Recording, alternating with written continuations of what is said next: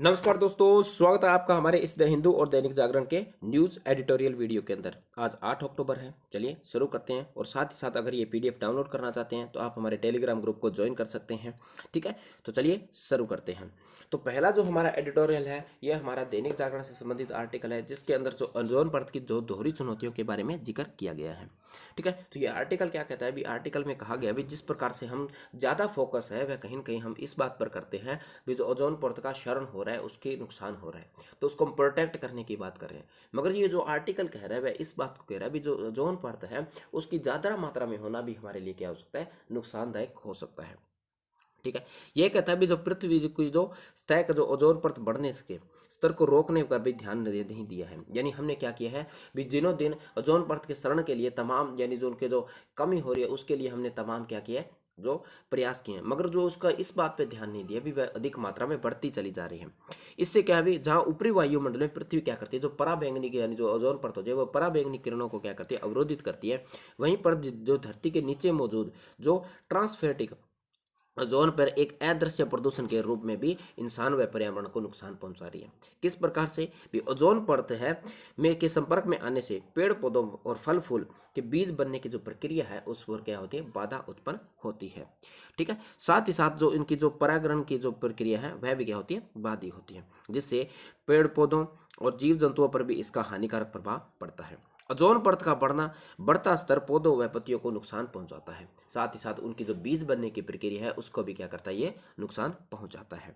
ठीक है, आगे इसके अंदर कहा गया है भी जो वायुमंडल की निचली परत पर मौजूदा ओजोन प्राकृतिक न होकर मानव निर्मित है। यानी ये जो कारण हुआ है वह प्राकृतिक नहीं है, जो मानव जिस प्रकार से प्रदूषण कर रहा है उसकी वजह से जो ओजोन परत की जो निचली सतह है जिसका नाम है ट्रांसपोस्फेरिक, उसके अंदर एक लेयर्स बनती जा रही है जो कि जो प्रकाश संश्लेषण जो पौधों की प्रकाश संश्लेषण की प्रक्रिया है उसको क्या करता है? बाधित करता है।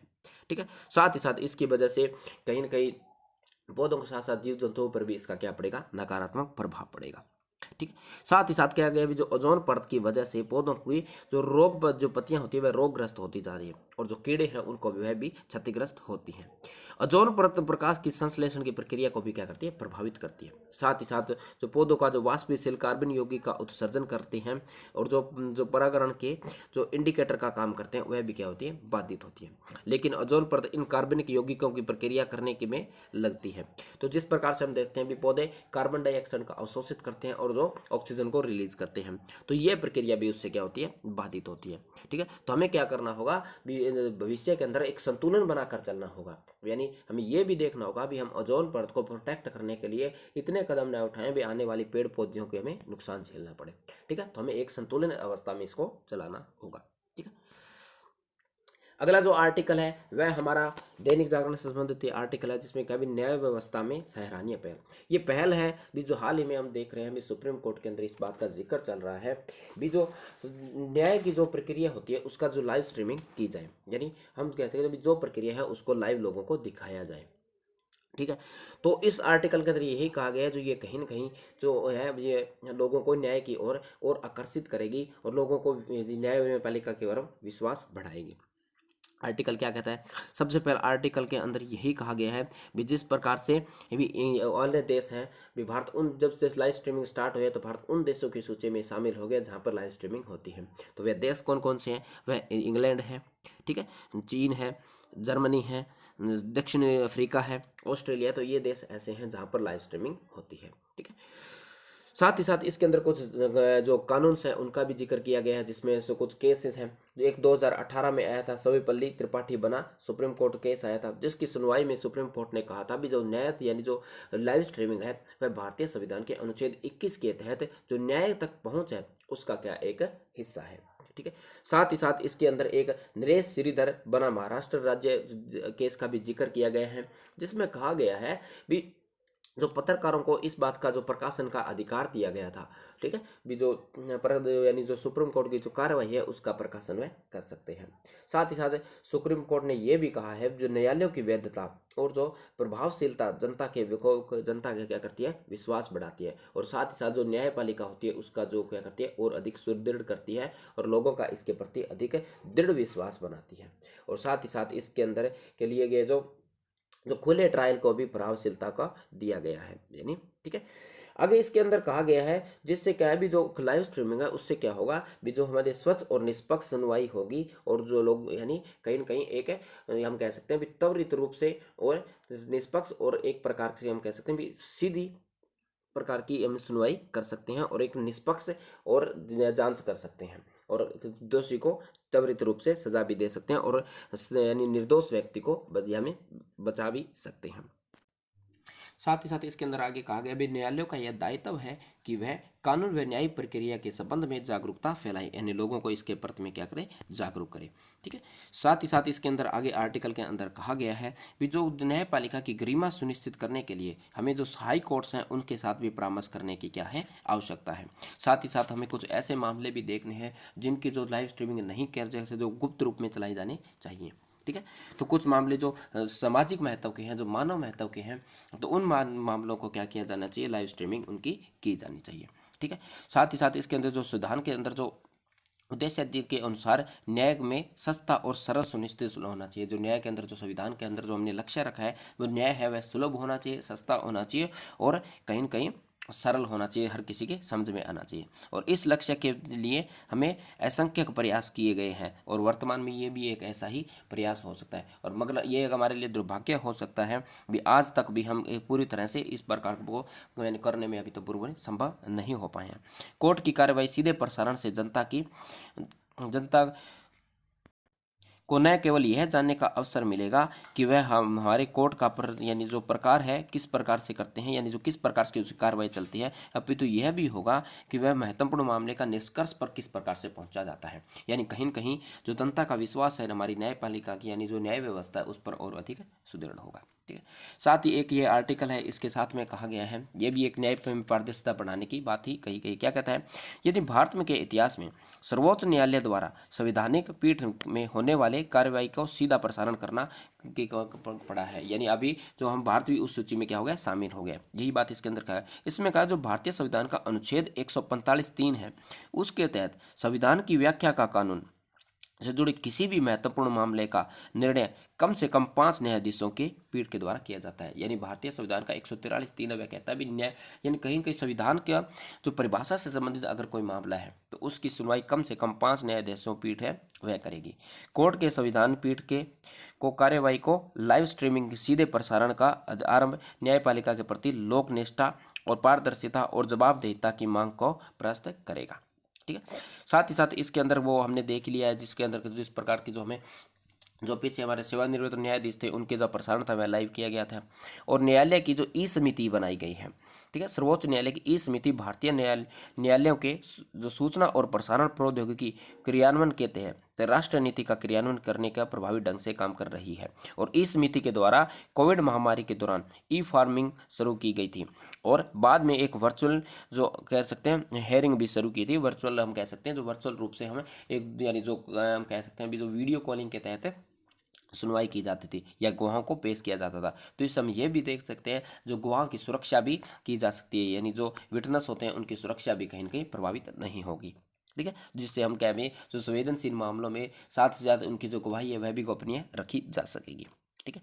इससे हमें लाभ क्या होगा, हमारे देश में एक यानी लोकप्रिय अवधारणा है कि लोग मुकदमों की जिस प्रकार से हम देखते हैं भी जो कोर्ट में हमारे लिए हम देखते हैं भी कि जहाँ भी सुप्रीम कोर्ट या कहीं भी जाने की बात है तो ये अवधारणा उसको एक अवधारणा बनी हुई भी वह कहीं ना हम मानते हैं, दुर्भाग्यपूर्ण मानते हैं। जबकि लाइव स्ट्रीमिंग के माध्यम से हम जो घर बैठे उस प्रक्रिया को देख पाएंगे जिससे हमारा क्या होगा, न्यायपालिका की जो न्यायपालिका उसके प्रति क्या होगा, विश्वास और सुदृढ़ होगा और जो प्रत्येक व्यक्ति न्याय की तरफ जाने की यानी आकांक्षा करेगा। यानी आज ये नहीं देखा जाएगा भी उनको भी किस प्रकार की प्रक्रिया से अगर वह कह सकते हैं जो वाकिफ होंगे तो वह उसकी ओर जाना और आकर्षित होंगे।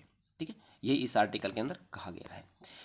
अगला जो आर्टिकल है वह भी हमारा दैनिक जागरण से संबंधित है, जिसके अंदर कहा गया है भी जो मंत्रण यानी जो धर्म परिवर्तन के बाद भी जो दलित लोग हैं क्या वह दलित यानी दलित की सूची में गिने जाने चाहिए या नहीं, इसके अंदर काफ़ी यानी विवाद यानी कह सकते हैं जो चर्चाएं हो रही हैं। ये तर्क दिया जाता है कि जो मंत्रांतरण के बाद भी उनकी स्थिति दलित जैसी ही बनी रहती है, इसी कारण उनकी पहचान दलित ईसाइयों और दलित मुस्लिम के रूप में भी होती है। यानी ये तर्क दिया जाता है भी अगर वह धर्मांतरण कर भी लेते हैं उसके बाद भी उनको दलित मुस्लिम या दलित ईसाई के तौर पर ही गिना जाता है। कहीं के जो धर्मांतरण है वह भी उनकी जो जाति प्रथा है उसके यानी उसके साथ उसका जुड़ा रहता है। जैसे अब हमने यानी पूर्व में भी देखा था, अभी लोगों ने जो धार्मिक कृतियों की वजह से कोई अन्य धर्म अपनाए थे, ठीक है, जिसमें हम काफ़ी जो उदाहरण भी दे सकते हैं, जैसे जैन धर्म था, बौद्ध धर्म था, काफ़ी संगतियों ने जो धर्म यानी हिंदू धर्म को छोड़ करके बौद्ध धर्म को अपनाया था। इसी को देखते हुए फिर हिंदू धर्म के अंदर सुधार की बात की गई थी, ठीक है। तो ये सारी चीज़ें पहले भी हुई हैं और अब वर्तमान में देखा जा रहा है भी जो दलितों को जो आरक्षण दिया जा रहा है उससे संबंधित क्या उनको दलित ही मानना चाहिए या उनको चेंज कर देना चाहिए, या उन्हें जो आरक्षण है वह अल्पसंख्यक या इस आधार पर दिया जाना चाहिए, ठीक है। तो यही इस आर्टिकल के अंदर अभी इससे ऐसे में ऐसी कोई व्यवस्था की जाए जो जाति या पंथ के बिना भी अवश्य लोगों को आरक्षण मिल सके, यानी इसके अंदर जो ऐसी प्रथा भी की जा सके भी जिसके अंदर जाति प्रथा के अलावा भी हम आरक्षण दे पाएँ, या लोगों को कहीं ना कहीं आर्थिक रूप से सुदृढ़ किया जा सके भी वह आरक्षण की स्थिति न लिए बिना भी कहीं ना कहीं यानी एक समाज की मुख्य धारा में शामिल हो सके। बस ये छोटा सा एक आर्टिकल था, इसमें कोई ज़्यादा बड़ा हमारी एग्जाम रिलेटेड इतना इंपॉर्टेंट ये नहीं था, ठीक है। अगली जो नीति यानी जो न्यूज़ है या जो एडिटोरियल है वह भी हमारा दैनिक जागरण से संबंधित है। तो इसके अंदर क्या है भी जो नई यानी जो राजनीतिक क्या है भी जो इस प्रकार की जो राजनीति बढ़ती जा रही है, यानी जो हम कह सकते हैं जो चुनावी रेवड़ियों से संबंधित है, जिस प्रकार के चुनाव के अंदर जो वादे किए जाते हैं, तो इसी पे एक आर्टिकल लिखा गया है जिसमें कहा गया है भी चुनाव लोकतंत्र का एक धनकड़ है, यानी जो चुनाव होते हैं कहीं ना कहीं जो जो हमारा जो लोकतंत्र है उसका कहीं ना कहीं एक मूलभूत आवश्यकता है, कह सकते हैं भी एक जड़ है इस चीज़ की, ठीक है।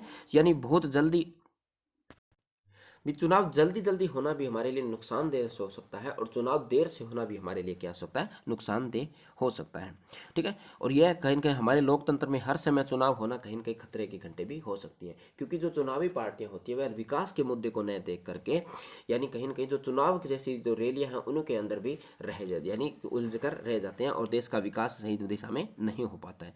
और साथ ही साथ जो चुनाव जीतने के लिए जो विचारधारा वह मुद्दों को केंद्रित नहीं किया जाता है, जो चुनावी रेवड़ियां हैं उनको मुफ्त में जो लोक लुभावन जो मुद्दे हैं उनको उठाया जाता है या लोगों को मुफ्त में चीज़ दी जाती है उनके लिए उनको प्रभावित किया जाता है, न कि इसके अंदर विचारधारा देखी जाती है, यानी किस प्रकार से लोगों का विकास किया जाए या एक विचारधारा। इसके साथ ही जो नए नए जो सांप्रदायिकता कह सकते हैं हम, धर्म के नाम पर यानी राजनीति की जाती है, तो उस पर यानी उससे संबंधित राजनीति को बढ़ा दिया था, जो कहीं के जो हमारे जो लोकतंत्र है उसके लिए क्या है कि खतरा हो सकता है, ठीक है।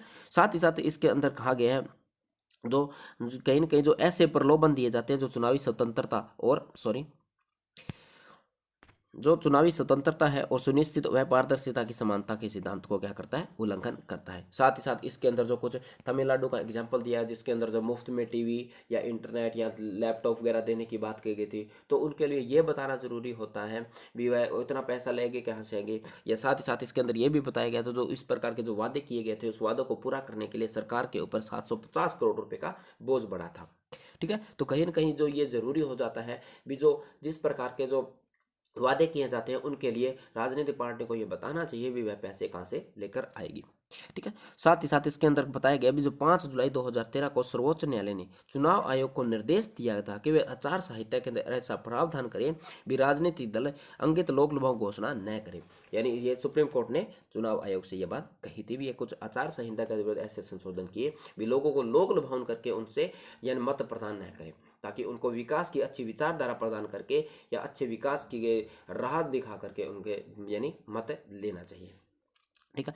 साथ ही साथ इसके जो मुफ्तखोरी की राजनीति उसी तरह घातक होती है जिस तरह परीक्षा में नकल की तरह, इसी तरह का है भी ये जो राजनीति होती है जिसमें विकास करने या यानी जो मेन मुद्दों से हट करके इन प्रकार के जो लोक लुभावन तरीकों से मत प्राप्त करके जीत ली जाती है, तो ये कहीं न कहीं जो मुफ्तखोर की राजनीति कही जाती है। तो ये कहीं न कहीं उसी प्रकार से जिस प्रकार से एक स्टूडेंट परीक्षा में नकल करके पास होता है, यानी वह अपनी मेहनत नहीं करता है, वह सिर्फ कुछ ही चंद घंटों के में ही अपने अच्छे परिणाम प्राप्त कर लेता है, ठीक है। जिससे हमें आने वाले भविष्य के अंदर उतनी उधेड़ मात्रा में मानव पूंजी या मान यानी कह सकते हैं एक प्रकार का जो मानव संसाधन नहीं मिल पाता है जिसकी हम आशा करते हैं, ठीक है। साथ ही साथ इसके अंदर कहा गया है जो पार्टियां होता है शासन करने और विकास कर लोक कल्याण करें व गरीबों के प्रति संवैधानिक दायित्वों का निर्वहन करें, लेकिन जनता में आत्मसम्मान का घात उसे समाप्त कर दे, यानी ये कहीं ना कहीं ये दायित्व हो जाता है जो राजनीतिक पार्टियां हैं वह कहीं ना कहीं क्या करे यानी लोक कल्याणकारी की योजना करे, गरीबी उन्मूलन से संबंधित कदम उठाए, न कि ऐसे लोक लुभावन तरीके के जो बाध्य हैं वह करे। ठीक है। और कोई भी राजनीतिक दल है वह सूत्रे व शिक्षित व प्रति के यानी जो कह सकते हैं जो शिक्षित और देश के प्रति समर्पित युवाओं को राजनीति में लाने का गंभीर प्रयास करे। ठीक है। ये भी एक हो सकता है भी, यानी जो लोग यानी देश की सेवा से संबंधित यानी विचारधारा रखते हैं तो उनको राजनीति के अंदर शामिल किया जाना चाहिए। ठीक है। और ये कहीं ना कहीं हमारी नैतिक जिम्मेवारी भी होती है कि हम जो आरोप प्रत्यारोप से बाहर निकल कर की राजनीति को स्वच्छ बनाएं, और तभी वह संभव होगा कि जब हम राजनीति का महत्व समझेंगे। और राजनीति समाज के संघर्षों के समाधान की कुंजी है। ठीक है। जिस प्रकार से भी जो राजनीति है वह कहीं ना कहीं जो समाज के अंदर जिस प्रकार की समस्याएं बनी उनके एक कह सकते हैं भी महत्वपूर्ण समाधान हो सकता है। ठीक है। तो इसी बारे में एक आर्टिकल लिखा गया था ये। ठीक है। तो आज की वीडियो में इतना ही, क्योंकि द हिंदू के जो पेपर था वह मेरे पास लेट आया था, इसलिए हम जो कल इसके डिस्कस कर लेंगे। जो कल, क्योंकि संडे है, संडे को न्यूज़ द हिंदू के अंदर न्यूज़पेपर के अंदर एडिटोरियल्स नहीं आते हैं, तो कल हम द हिंदू के एडिटोरियल डिस्कस कर लेंगे। ठीक है। और अगर आपके लिए वीडियो हेल्पफुल होती है तो प्लीज़ आप चैनल को सब्सक्राइब कर लिए, साथ ही साथ वीडियो को शेयर भी कर दीजिए। ठीक है।